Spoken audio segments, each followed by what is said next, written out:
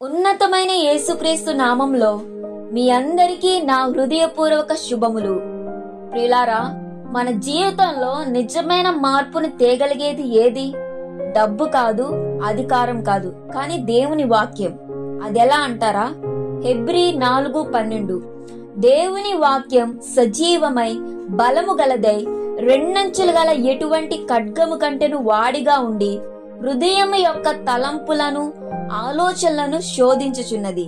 అవును, పెంతుకోస్తు రోజున పేతురు వాక్యాన్ని ప్రకటించినప్పుడు విన్న ప్రజలు కేవలం తలోపలేదు. ఆ సజీవ వాక్యం వారిని హృదయంలో నొచ్చుకునేలా చేసింది.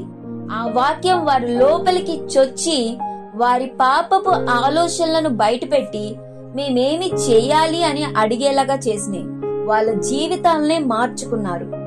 ఈ రోజు మనకు అదే వాక్యం ఉంది. మన సొంత ఆలోచనలు, మన సొంత అభిప్రాయాలు మనల్ని మోసం చేయగలవు, కానీ దేవుని వాక్యం ఎప్పుడూ మోసం చేయదు. ఈ రోజు దేవుని వాక్యం నీ హృదయాన్ని చీల్చడానికి, పరిశుద్ధపరచబడడానికి అనుమతించు. అది నీ తలంపులను బయట పెట్టినప్పుడు పశ్చాత్తాపముతో ప్రభు నేనేం చెయ్యాలి అని అడుగు.